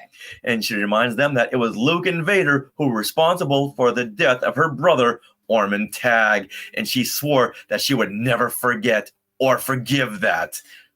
Okay. Marvel was very nice enough to add that this took place in issue 37. Right. Whenever they refer to something in a past issue, there's a little box that says, look back at issue number 37. Right. And so now she's out to get both the Empire and the Rebellion because of this. Mm-hmm. Mhm. Yeah. And she says, a great loss deserves a greater revenge. Oh, I love this. That needs to be on a t-shirt. It really No, does. don't put that on a t-shirt. No. I guess not. Yeah. Now she explains that she set out to discover a power that could wipe out both the Empire as well as the Rebel Alliance. And she found the planet that housed the gems and destroyed the planet, driving off some giant creature. I'm glad they said that the creature got away. The blue creature. Yes. Yeah. And then Domina did manage to capture the priest and got her hands on the red gems. So she did have both, but she unleashed one on that cruiser. The Star Destroyer in Star the beginning, yes. Yes. All right. So as her mining explorer was leaving the planet, they were attacked by a Star Destroyer dispatched by Darth Vader, as he had also learned of the powerful jewels. So she agreed to surrender them, and just as they had one jewel in their possession, the bounty hunters started firing on the stormtroopers. Now, the priest was caught in the crossfire. Which we never saw. No, and he unleashed the second jewel. What does that mean, unleashed? Well, there's a panel down below where Okay. he's on the floor, so with a big burn on his chest, Oh, and he keeps these jewels in a canister. So he opened up the canister, and the jewel comes floating out. okay. And so the jewel that the Imperials got was rigged, and it burst under the pressure of the hyperdrive. Okay, stop right there. So we figured the first jewel was still on that derelict Star Destroyer from the very beginning. Because Well, no, this is before that. No. So Domina oh, in okay. time. So basically, Chapter 3 comes before Chapter 1. yes. Yes. This is a very Lucas structured issue. So this is how that Imperial Star Destroyer got derelict, was because the priest unleashed this gem and it destroyed under the pressure of the hyperdrive. Well, I read this like 4 or 5 times and I never got that, but now that makes sense. Yeah. But talking it over, this is what happened. Okay. All right. So now there's just one jewel, I guess. Domina reveals that she had given the Empire the location of the rebels' new base on Golrath, and now her revenge was set in motion. So we have, I guess, a damaged jewel, or I guess it's damaged. Yes. I guess. Yes. And so one damaged jewel on the Imperial Star Destroyer, which is heading for Golrath, which is the rebels' base. So now Domina is like, okay, I'm going to exact revenge on both the Empire and the Rebellion. All right. Now, Okay. is her plan to separate the jewels so it lets loose the virus to infect the crew on the Star Destroyer, only to have Luke find it and become infected? I guess. I don't know how. I guess she talked to the priest, and that separating the jewels was going to release some virus. Yes, she does say that. She talked to him, and he just, spilled his guts. Told her everything. Okay. So I guess she has one jewel, and then there's one damaged one. Okay. So that's where the jewels are. Okay. All right. So Ugh. Domina now we're back to the present. Domina tells her bounty hunters to take Leia and Lando's space suits, and she tells Bosk and Zuckuss to take the suits. Bosk and Zuckuss. You know what I'm going to say next? Yeah. Put them on the cover.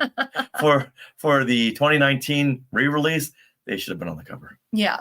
Now we do have to say that at this point, like, Domina is in an area of the ship which isn't infected with the red virus at this point, but they need space suits to travel anywhere else.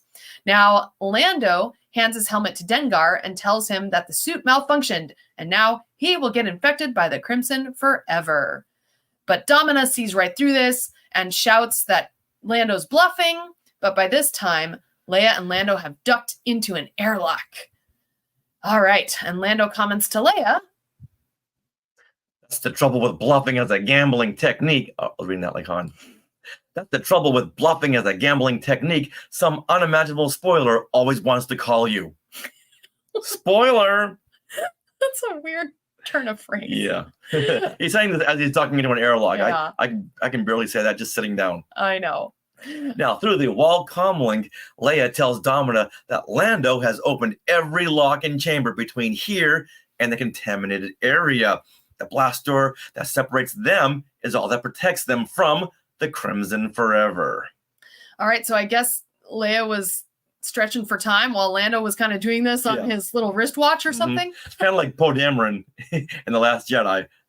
Yeah, I'm looking for Hux. I'll hold. Oh. Yeah, skinny, pasty, white guy. Yeah, I'll hold. All right, now she shouts back. Who does? Now Leia shouts back. No, I think Yeah. it's Domina. Now Domina shouts back that they still have one of the jewels, which means the Crimson Forever won't be stopped. Mm. And Leia says that she will send her gem out of the galaxy. What? Wait, does Leia have a gem? I don't know. She will send her gem out of the galaxy. Apparently, it's the damaged gem that the Empire had. Wow, they need You a know. flow chart. Yeah.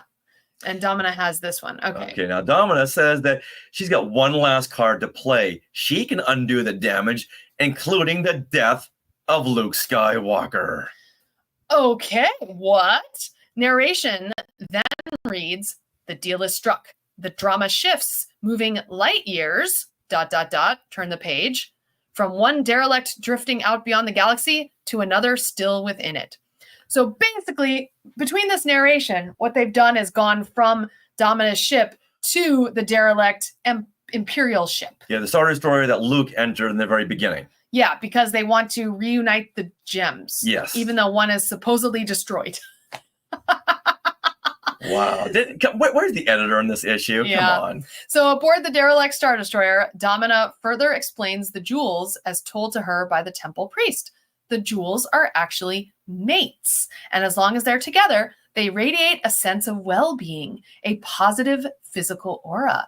But if they are separated, that anguish and their aura turns negative, and that physical effect becomes the Crimson Forever. These are like kyber crystals, how they're alive. Oh, yeah, exactly. So now IG-88 reunites the jewels. How? I guess the one on the Star Destroyer wasn't destroyed, it was just damaged. But now by reuniting them, Well, because they're better. Because earlier on it said that the crystal that the Empire took was rigged, so when they went through hyperdrive, it exploded. But I guess that didn't. I guess it's just damaged, not exploded. Okay, we'll go with that. We'll go with that. Yeah. Yes. All right. So she proves her theory that she would have been exposed to the virus by now on board the Star Destroyer. So she's healed herself somehow. Okay, but you know what, Leia, she's all excited because Luke will survive. Yes, He'll survive? if we can trust Domina, Luke will survive. Okay. Let's cut to the medical wing. All right, Luke is up and about and looking right at the reader like, hey, I'm back, and my hair has never looked so good. He looks like right out of a 70s ad. Yeah. All he needs is like this Michelob beer in his hand. Oh. It's so funny. He's like, he's got his elbow on his knee. He's looking very casual. Yeah. Like, hey, guess what? Gee, that hair smells terrific. Yep. That shampoo really works out. He says that a weird dream helped him figure out how to react. Now, the dream earlier of him fighting Vader, and he met up with Yoda and Ben Kenobi. Right. This dream told him to trust his feelings and that he faces far more than the Dark Lord of the Sith. If he survived, and if he survived Vader in his dream, then he can survive the Crimson Forever. Is this? Yeah. Now, the dream told him to trust his feelings and that he faces far more than the Dark Lord of the Sith. Mm. And so in his dreams, the dream was telling him, hey, this Dark Lord of the Sith, he comes in number 2. You have much more compelling drama out there, something, a bigger enemy. And if Luke survives Vader in his dream, then he can survive the Crimson Forever. So I guess in his dream, it says that Vader's number 2 of life-threatening situations. Okay. So the first is the Crimson Forever. So that it's... I think what's more clear is that Vader represented the Crimson Forever in his dream and he fought him. Well, no, I think that that Darth Vader, that the dream says, if you can fight the Crimson Forever, you can also fight Darth Vader. Oh. And so the opposite way around. Yeah. So if you can survive the Crimson, yes, it's not that clear. Right. But I think in the end, it's mind over matter. Right. And so Luke said his dream was weird, and Leia responds, then it wasn't weird, it was wonderful. Wow. Okay. Now, sometime later, 2 vessels thunder away from the volcanic world of Galrath. Okay. One is an escape pod with Domina and her bounty hunters that was promised to her for helping to save Luke. Okay. And the other is an unmanned Star Destroyer heading for the Great Void beyond the galactic rim. The only passengers on the Star Destroyer, 2 jewels. Right. As we've seen, the 2 jewels, I think the 1 jewel helped the other one that was damaged. So let's just go with that. Okay, good. Yeah. Now, Leia, she's upset that she was bound to let Domina go after all the trouble she has caused. And Lando helps her feel better by telling her that he told the bounty hunters that the Empire may offer a substantial reward for Domina for her scheme involving her offenses against the Empire. And they seem quite interested. Okay. Well, of course, bounty hunters just want money. Yep. Mm-hmm. Now, I really like this second to last panel on this final page here, which mirrors the end of Empire Strikes Back, in which the characters look off into space, backs turned to the camera. And here we have, I guess, our, Chewie, Lando, Luke. Leia, and Luke. Yeah. And they're all doing that 70s freeze frame Yep. at the end of every sitcom. Well, no, I'm talking about the one Oh. where they're looking Okay. off into the stars. Yeah. In the next panel, we see the heroes all freeze framed like in the end of every 80s sitcom. Yeah, all smiling. Which leads us to the end. All right.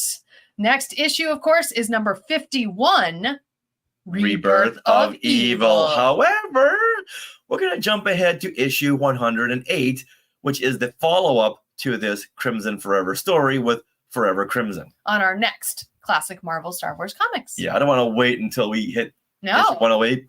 Let's do it while it's fresh in all of our minds. Let's do it while it's fresh in all of our minds. Sounds good. All right, so afterthoughts. Okay, this is a very messy issue. Yeah, a lot of stuff you had to kind of gloss over. A lot of stuff where I don't think it was edited to the best of its abilities. It's not the storytelling that we've gotten in the past. There was a lot of stuff that was just very, very messy when it came to these jewels and where are they and what's happening to them. Yeah, in the past, I have appreciated comics that are more streamlined, that follow like maybe 2 characters Yeah, rather than try to follow so many. having jump back and forth and then forth and back, it got very, very confusing. And because of that, I don't think even Marvel knew where the gems were. So they said, just put it out. No one's gonna be talking about this. But I am happy that Marvel did find a way to bring all the characters back together in one issue, even if it seemed forced, like Chewbacca fighting Boba Fett on Slave One.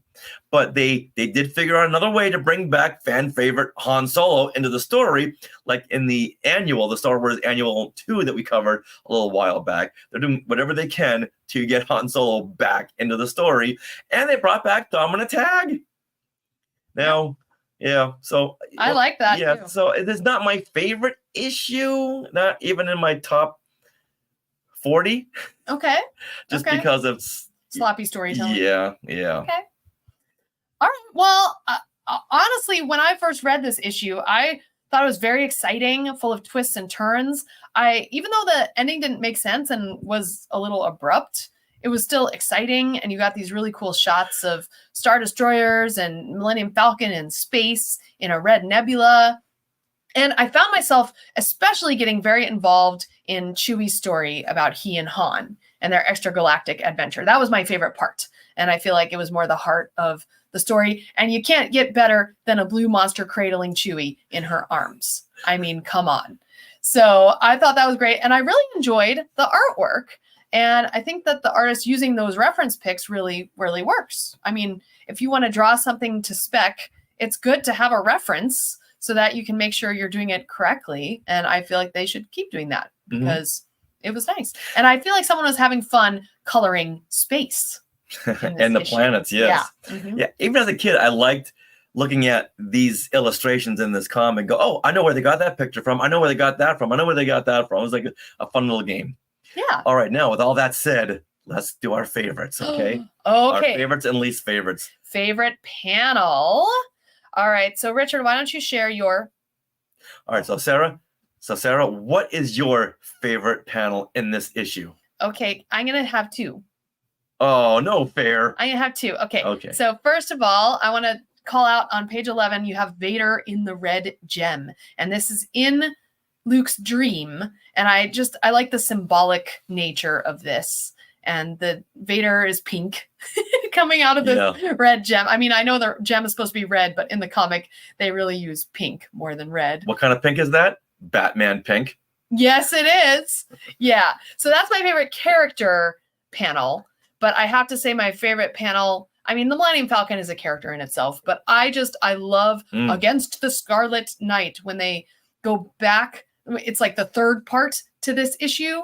And you have the Falcon on page 30 jumping towards the red nebula. And it's like space is like encroaching on the red nebula. And it looks really cool. It's flying into like a rip in the galaxy. Yeah. It reminds me of...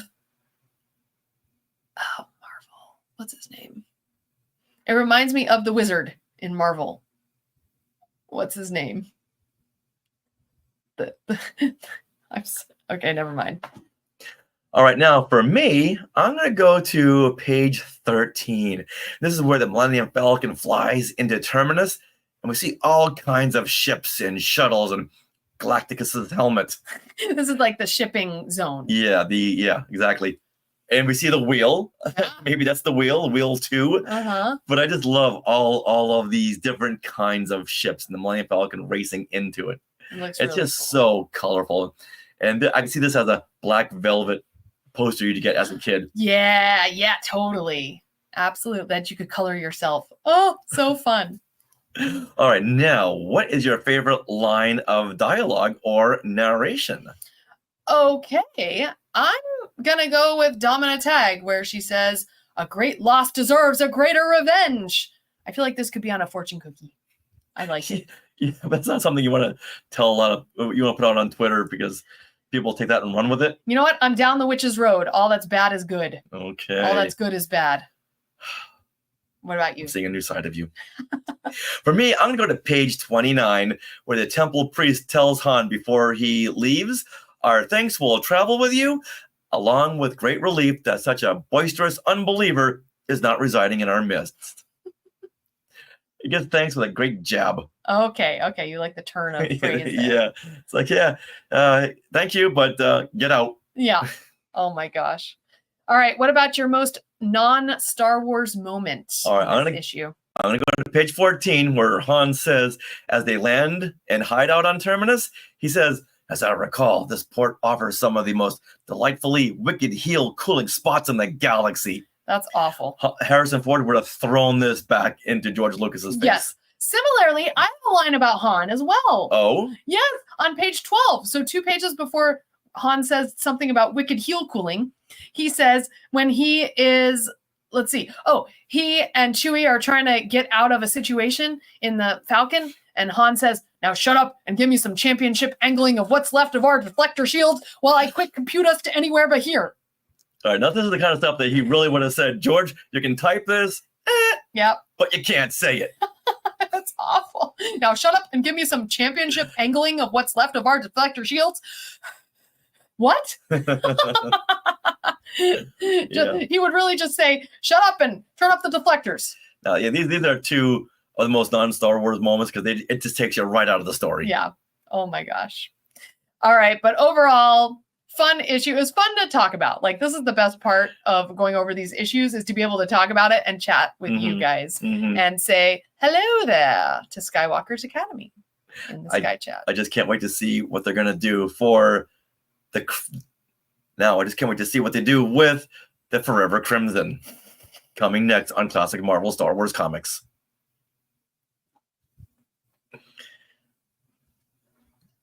Hold, please. Do we want to take out that? I guess we can. Let's leave it for now. We need to change that. We have this, but it just doesn't look as good because I haven't. Oh, okay. Do you want me to put that there? It's fine. Change it for next time. Or we can just do the normal one. Do the normal. Okay. Well, that wraps up episode 487 of Skywalker. What's the Classic Marvel Star Wars Comics? All right, here we go. Well, that wraps up episode 487 of Skywalking through Neverland. We want to thank all of our Skywalkers, those who listen every week, those who comment. We love it. And please subscribe to our YouTube channel. And keep on downloading. We're at 2 milestones. Yes, The only way we can get there is with your help. that's right. Now you can find us on socials. We are at Skywalking Pod, and lots of Halloween events coming this month. We're going to head to Not Scary Farm. Yeah, so we'll definitely be sharing some video from that on Yeah. our socials. Speaking of sharing, we share every Monday at 6 p.m. Pacific time. We go live on YouTube and we share what we've done that week. We go to a lot of Halloween events right now. Next Monday, we'll be sharing stuff we've done this week at Halloween events, and we want to hear what you have to share. So we open up the floor to you, so you can come on the show and share the things that you've done, or just comment in the Sky Chat. That's Either right. way, we want you there. Yep, Skywalkers Academy, 10K subscribers next month. Let's do it. Mm-hmm. That's right. Now, are you interested in our books? Autographed copies of Today in Star Wars History, Parts 1 and 2, and Skywalking Through My Fandom are available now from skywalkingthroughneverland.com/book. This is the only place you can get the hardcover copies of those books. Once they're gone, they're gone. Mhm.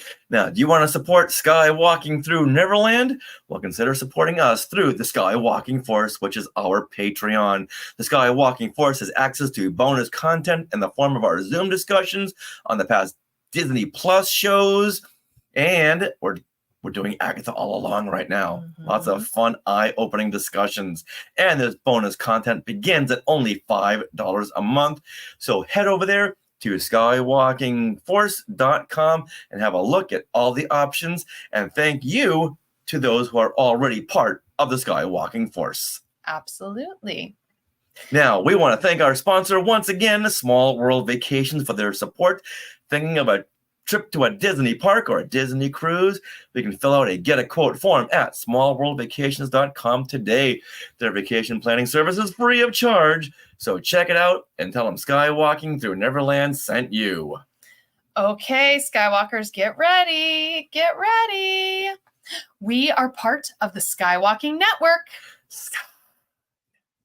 where you can find other great shows like Talking Apes, The Max Effects Podcast, Neverland Clubhouse, Totally Tell Me Everything, Star Warsologies, and the YouTube shows Collectopolis and Today in Star Wars History. Now, don't forget to stick around for bloopers and other fun bits that didn't make it to the show. And Always remember to keep your two gems together and never forp them. Neverland. What does that I mean? don't know. And Neverland on Alderaan. Forp. All right. Yay. Thank you guys for tuning in. Thanks for sticking with us, and we hope you enjoyed that. Hour 48 minutes. I know. Ooh. All right, we're going to pause this. We're going to end the stream, and thank you guys. We'll see you next week. Woo-hoo. Not in the description. Link. The subscribers, I don't know. Oh. Yeah. Borp. Oh, yeah, there you go.